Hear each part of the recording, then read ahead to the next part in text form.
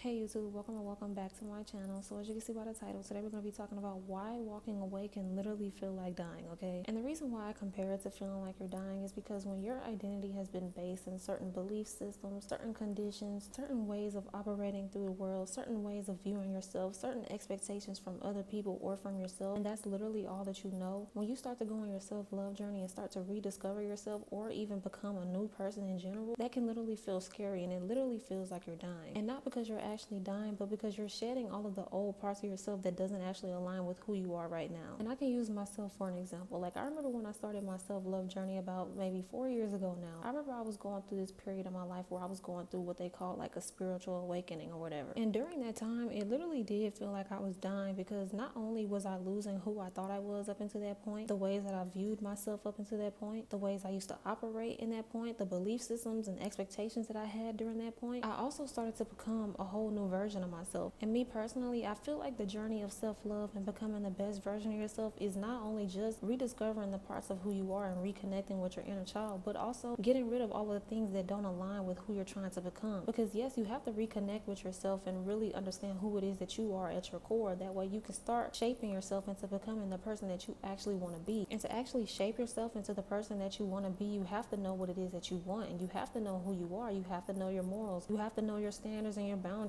You have to know what you want your life to look like, the types of people that you want to have in it. But you can't know any of that stuff when you don't know yourself. And at the time, it was kind of scary for me because not only was I losing who I was losing community, losing relatability to people around me. I was also unfamiliar with the person that I was turning into. And not only that, but just having my eyes being open to all of the things around me. I started to understand like why I was in certain situations, why I was in certain relationships with certain people, why I was friends with certain people, why I had the certain mindsets that I did, why I was so indoctrinated in certain belief systems, and also why I wasn't even aware of all of these things going on. And the scariest part for me wasn't even becoming a new version of myself. It was definitely losing everything that I thought I knew because I could no longer relate. When I really started to believe and understand that stuff and actually start operating like I actually knew who I was, I lost all relatability. I was not able to really talk to people because they weren't able to see what I see. And it led me into being able to become the best version of myself. And I guess another motivation for me was understanding that now that I'm aware of all of these things, there's no way for me to actually go back. The motivation for me was knowing that now that I'm no longer relatable and now that I no longer feel like these things align with me, I have no choice but to move forward because I no longer want these things for me. I don't like the way that I feel in certain environments. I don't like the way that I feel around certain types of people. And yes, that grief can literally feel like you're dying because that's literally all that you know. I don't really feel like there's anything that people can really tell you to really comfort you during those times because it is a hard grieving process because you're leaving behind community. You're leaving behind who you thought you were. You're leaving behind what you thought your life would literally look like. And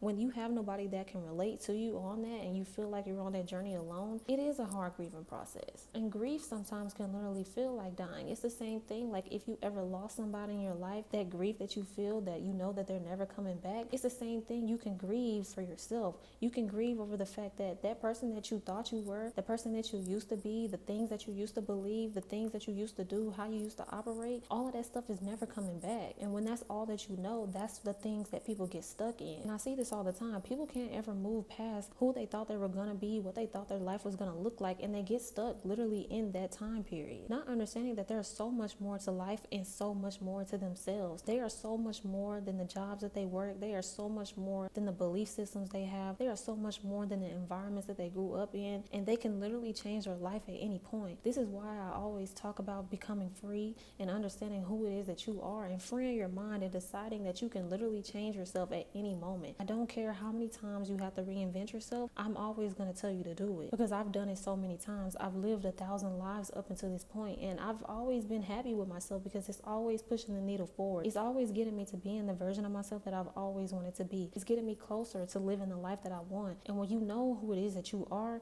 you start to operate like that. The thing here is not to get caught up in that grief. I'm not saying that you shouldn't feel grief for yourself because you're naturally going to feel grief. I'll even use myself for an example again. Recently, I've been thinking about how I used to be so for the people around me and how I used to be so much of a lover girl and a giver. But now at this point in my life, I feel like it's been locked away because I've protected it so much. And even if that version of myself was to come out again, I feel like it wouldn't be anything near what it used to be. But I had to realize the lover girl version of me 4 years ago was not in a good place. She was only operating with the information that that she knew, and she was only doing the best that she could with that. But now that I have a better understanding of who I am, the standards that I have, the boundaries that I have, the types of people that deserve that version of me, I still have a fear that, she might not be as nice or as loving as I thought that I was in the past. But again, the thing is, I love a girl who I was 4 years ago. She didn't have boundaries. She didn't have standards. She let people do whatever they felt like they wanted to do. She didn't really think that highly of herself. She didn't really have a strong sense of understanding of who she even was. But now that I'm on the other side, even though I still do have that fear, I can understand that I have nothing to worry about, because I know that I have boundaries. I know that I have standards. I know that I think highly of myself, and I know that I'm going to always do what's best for me to protect both me and that version of her. And yes, sometimes I do still grieve that version of me, because I remember being like, I feel so sweet and I feel so soft and I feel so giving, but now I feel like life has made me so tough and made me so hard and made me so, whatever. But again,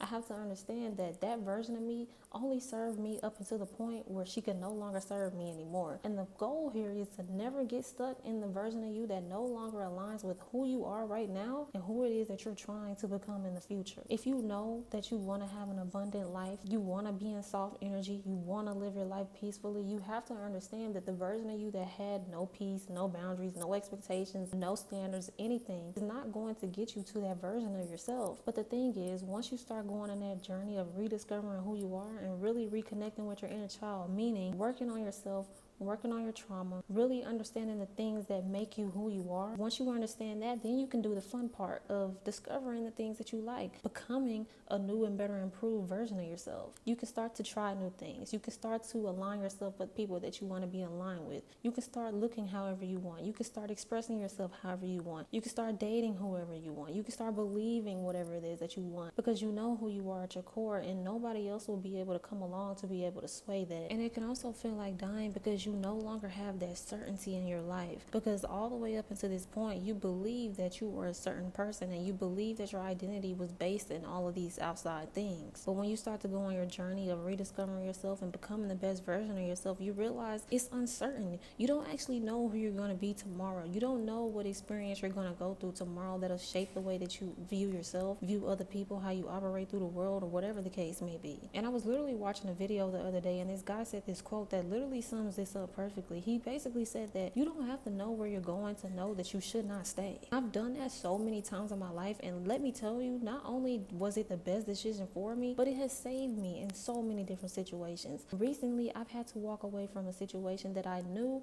I didn't know where I was going. I didn't know where I was going to do next, but I knew for a fact that if I stay here, I might not make it out alive here.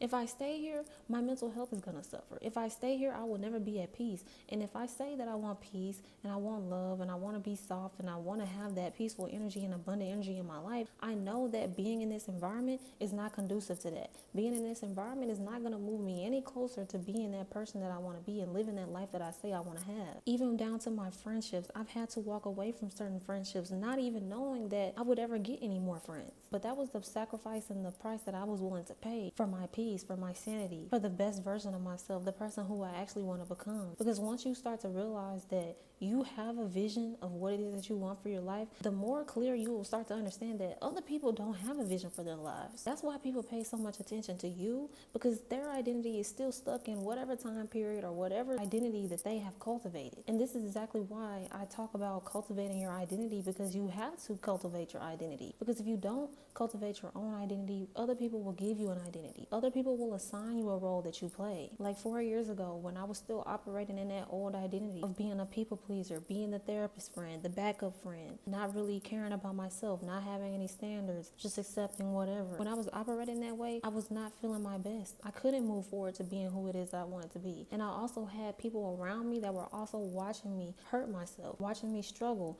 in that identity, because that identity was only beneficial to those people. And once I realized I didn't want to live in that identity and I wanted to become somebody better, all of a sudden all of those people were out of my life. All of a sudden I was useless to those people. All of a sudden I didn't have any value, because they only value what I could provide for them. And we have to value ourselves enough to know when to walk away from people. We have to know when to cut our losses. Yes, you might love that person dearly. Yes, y'all might have been friends for 5, 10, 15 years. Yes, that might have been your family your whole life. Yes, that might have been a belief that you had. Yes, that might have been a mindset that you had. You have to understand when to cut those losses, because those people are not conducive to who you're trying to become at the end of the day. And yes, that that feels like dying, because again, you lose community, and sometimes you don't even know if you're ever going to get that community back. But which price are you willing to pay though? Are you willing to stay around those people, those environments, those identities that other people assign? Or are you willing to stand up and stand by yourself to get what it is that you want? And in hopes maybe you get the people that actually align with you, in hopes that you actually end up in the certain environments that you want to end up in hopes that you actually become the best version of yourself and you actually cultivate an identity that you want. Which price are you willing to pay? And I had to really be honest with myself and realize that's not a price that I'm willing to pay. I'm not willing to sacrifice my mental health, the life that I want and who I want to be for people that have only seen me one way. Because we have to understand that yes, while we might love these people, they will always only see us for who they thought we were at that time. Even if they're toxic or even if they do mean the best for us, sometimes our families specifically, they will only see us for who we've always been. They will always see us as that little girl, that little boy. And if they're toxic, they definitely don't even see you as that. They only see you as an extension of themselves, which is too toxic. And what I've realized, even though I went through that grieving process and sometimes I still do go through it, I realized how much these people pay attention to me because they see me doing all of the things that they never thought that they could do, but also things that they thought I could never do because of whatever vision or lens they saw me through. Because the lens that other people see us through is also the lens that they see themselves through. People can only understand you and get to know you as deeply as they know themselves. So if people only know themselves on a surface level, they don't even really know who they are. They're never going to get to know you. They're never going to be able to understand you because they don't know themselves. And separating yourself from those projections of other people often does feel like dying. Because yes, you were always supposed to be the good girl or the good boy. You were always supposed to be a perfectionist. You were always supposed to be an overachiever. You were always supposed to be an overgiver and overplay your part. You were always supposed to be that lover girl. You were always supposed to be that therapist. You were always supposed to be that people pleaser because that's the lens that they see themselves through because they don't know who they are and what they actually want. They don't have a vision. But when you start to separate yourself from that, you will start to grieve not only yourself but them. You start to grieve the versions of them that they could have been. You start to grieve the relationships that y'all could have had. And that's a hard pill to swallow when you realize the people that you really love and hold dearly to your heart will never be the person that you need them to be. And then not only realizing that, but realizing that you have to separate yourself from that in order to be who you want to be, that does feel like dying. It's hard. But at the end of the day, you have to give yourself thanks and you have to really congratulate yourself and be proud of yourself for realizing, because people get stuck in the grief. People let grief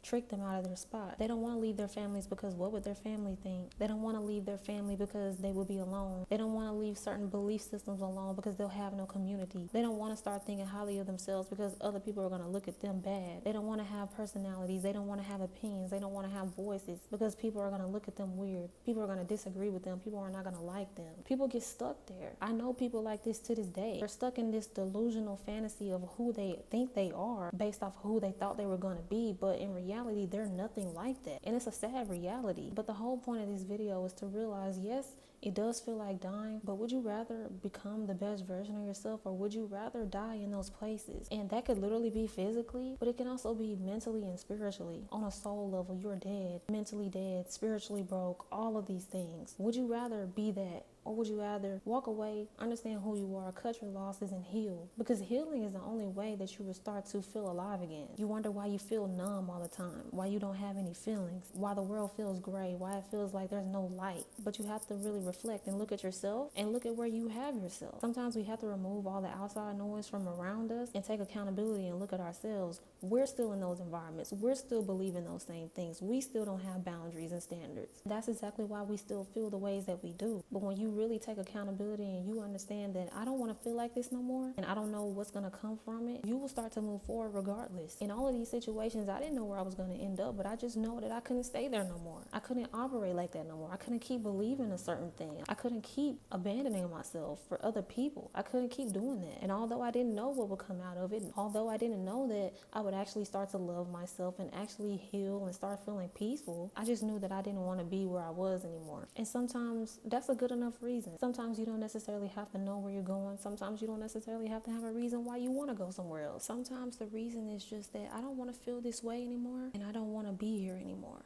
And that's good enough. Okay, so that's basically all I have to say for this video. Think about what I said, okay? Let me know what y'all's thoughts were down in the comment section below. I love each and every one of y'all. Thank y'all so much for supporting me. Go ahead and follow me on my Instagram right down below on the screen, and I will see y'all in my next video.